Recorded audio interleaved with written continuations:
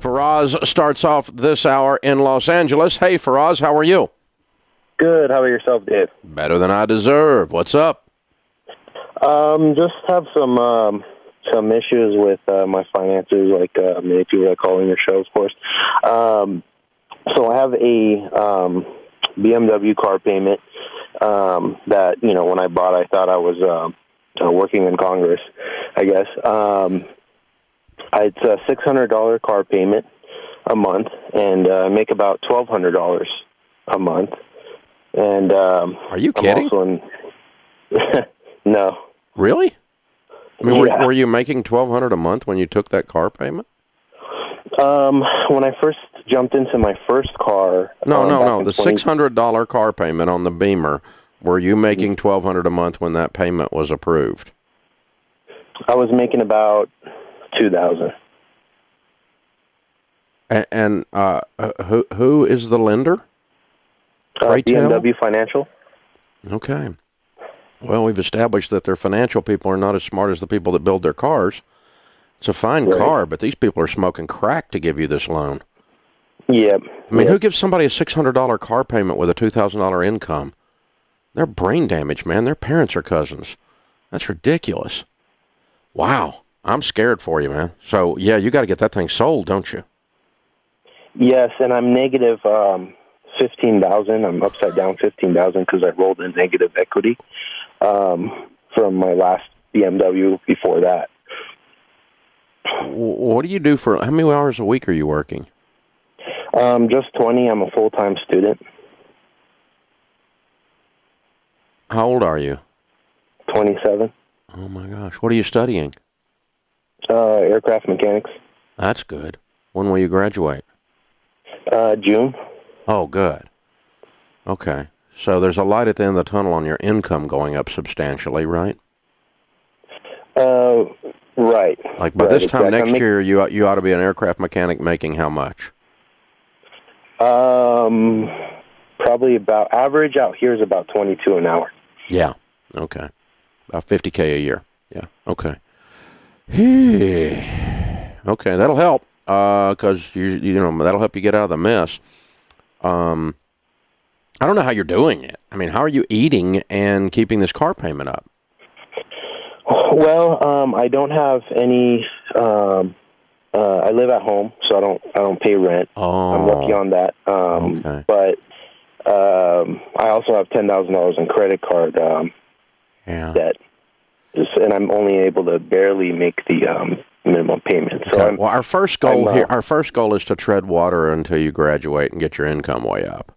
The second goal is do anything you can in the interim to get your income up and still graduate in May. So we're going to have to pick up more hours, different job, whatever, and try to get more money coming in to throw at this mess as hard as we can. My guess is you might be able to clean up some of the credit card debt. Of course, you need to get them out and have plastic surgery, right? Right. And, get rid of them because we don't want to use them ever again. But maybe you can whittle a few of those away between now and May. And then when May comes, in June, you graduate, you get out, get a much, much better income. Then we start beating on this car situation. Maybe we can find a way to get some of the upside down amount covered so that you can get it sold. But I don't know if anybody's going to loan you $15,000 right now to sell this car, and that's really what you need, right? Correct. What do you think about making a contractual loan with family members? Well, I think it turns the borrower as slave to the lender, and I think it turns that family member into your master. Who are you talking about? Either one of my two uncles that I think are able to do it, if they're willing to do it. Yeah. If I were your uncle, I would love you enough to not do that for you. I wouldn't do that for you. I would make you fight through this because I think there's a high probability you're not going to pay them and you're going to damage that relationship. Or pay them as agreed. Not because you're not a good guy, but because the mathematics of this situation suck beyond belief. Does that make sense? And so I don't want, if I'm your uncle, I might give you some money, but I'm not going to loan you any money because you are in a mess, dude, and you're not going to be able to pay it anytime soon, easily. You know, it's just a problem. So, yeah, I'm going to just, you know, do everything you can to increase your income between now and June. And then, of course, in June when it goes way up, and let's get rid of that car as soon as we possibly can. And, you know, the good news is you're only 27 and you got the rest of your life to never do something this stupid again. I've done stupid stuff. By the time I was 28, I was broke, man. I was bankrupt. And I had zeros on the end of my stupid. You just did one car. But dude, you did it big. I mean, you go big or go home. You did it. And so you got a mess on your hands. But you'll get out of this and you will never, ever look at a car payment the same way again, I hope. I hope you've learned your lesson. I hope this is, you know, that's the problem with pain. You know, it's a great teacher. It's a thorough teacher, but it's pain. And I don't like to learn that way. And I'm sorry you're learning that way. But, dude, you're getting hammered. And it's all because you set yourself up to be the nail. And it's just, wow, ouch. I'll tell you what, dude, let me do this. Hold on, I'm going to have Kelly pick up. I want you to go through Financial Peace University, our class, as my guest. I wish somebody had given me that when I was your age and shown me how to not ever do this again. And so I'll walk with you and get you out, help you get out of this because, man, you got a mess. Hold on, Kelly will pick up and we'll get you signed up for that. Yes, that young man has made a really stupid mistake, but I got to tell you, BMW Financial ought to be ashamed of themselves. I mean, that's just corporate misbehavior right there.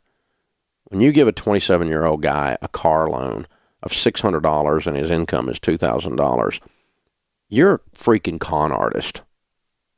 I mean, that's morally corrupt, is what that is. So BMW Finance, you ought to pick up the phone. There's probably not a lot of guys in Los Angeles named Faraz. It's F-E-R-A-Z. I don't know his last name, but you ought to pick up the phone and just forgive this loan because you guys are absolute crooks.